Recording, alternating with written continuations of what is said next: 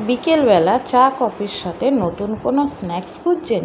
তাহলে ঝটপট 10 মিনিটের মধ্যে বানিয়ে ফেলুন মুচমুচে কুরকুরে এই সুজির এই স্ন্যাক্সটা। বাচ্চা থেকে বুড়ো সবাই এই স্ন্যাক্সটা খুব মজা করে খাবে। নমস্কার বন্ধুরা, মিঠুর রান্নাঘরে আজ একটা নতুন রেসিপি, সেটা হলো চা কফির সাথে সুজির নতুন স্ন্যাক্স। তাহলে ঝটপট রেসিপিটা তোমরা দেখে নাও। দিয়ে দিয়েছি কড়ার মধ্যে তেলটা গরম হলে দিয়ে দিয়েছি কালো জিরে, দিয়েছি সাদা তিল, কাঁচা লঙ্কা, চিলি ফ্লেক্স দিয়ে বেশ ভালো করে একটুখানি ভাজা ভাজা হতেই দিয়ে দিলাম এর মধ্যে জলটা দেওয়ার পর দিয়ে দেবো এর মধ্যে নুন আর চিনি। নুন চিনিটা দিলে স্বাদটা ব্যালেন্স হবে। এবার এটাকে বেশ ভালো করে একটু নাড়িয়ে নেবো। এবারও এর মধ্যে দিয়ে দেবো বেশ কিছুটা কাসুরি মেথি, আর দিয়ে দেবো একদম ফ্রেশ ধনেপাতা কুচি কুচি করে কেটে দিয়ে বেশ ভালো করে নাড়াচাড়া করে এই জলটা টকবক করে ফুটলে তারপরে হবে এর আসল কাজ। এখানে দেখো জলটা কিন্তু খুব ভালো মতন ফুটে গেছে।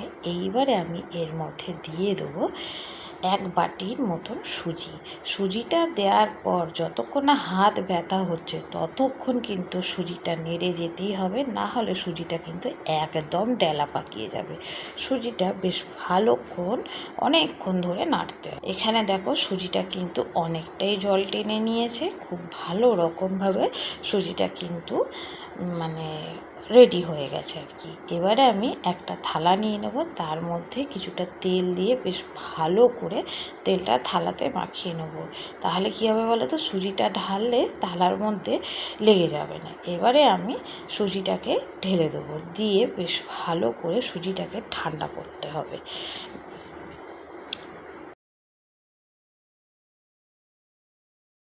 জলের মধ্যে পাতিলেবু দিতে আমি একদম ভুলে গেছিলাম, তাই সুজিটাকে নামিয়ে পাতিলেবুটা আমি দিয়ে দিচ্ছি। সুজিটা গরম থাকতে থাকতে পাতিলেবুটা ভালো করে সুজির মধ্যে মেখে নিতে হবে।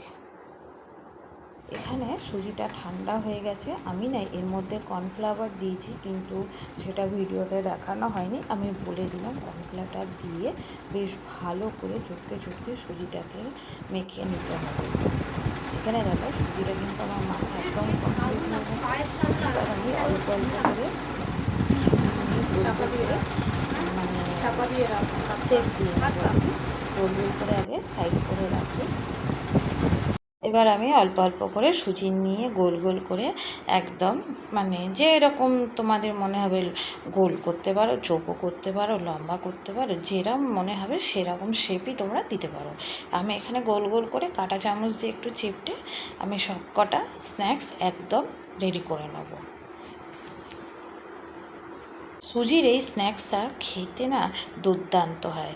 তার মধ্যে দেয়া থাকে সাদা তিলের একটা আলাদাই স্বাদ থাকে, দারুণ হয়।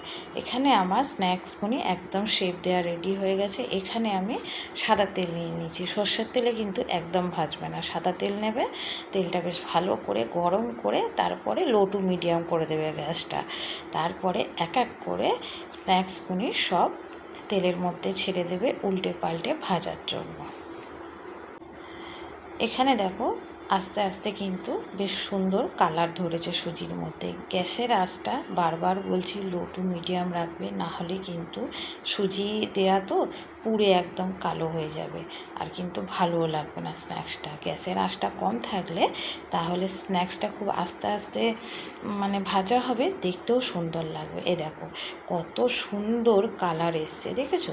বেশ ভালো মতন ভাজা হয়ে গেছে। এবারে আমি এগুলিকে তেল ছেঁকে অন্য একটা পাত্রের মধ্যে তুলে নেব।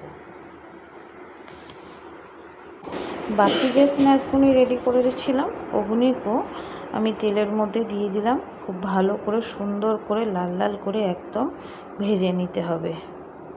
বাড়িতে কোনো লোকজন এলে ঝটপট কিন্তু এই স্ন্যাক্সটা বানিয়ে দিতেই পারো চা কফির সাথে। খেয়ে কিন্তু বুঝতেই পারবে না যে কী দিয়ে বানানো হয়েছে। এখানে দেখো তোমাদের সাথে গল্প করতে করতে আমার কিন্তু স্ন্যাক্সগুলি একদম ভাজা হয়ে গেল। এবার আমি সব তেল ছেঁকে আস্তে আস্তে সব তুলে নেবো অন্য একটা বাটির মধ্যে। এই রকম সুন্দর সুন্দর ভিডিওগুলি দেখতে হলে আমার পেজটিকে ফলো করতে হবে।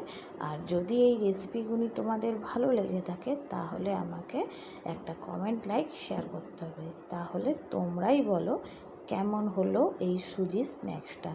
ঝটপট কমেন্টে লিখে দাও। আজ তাহলে আসি, কেমন? টাটা।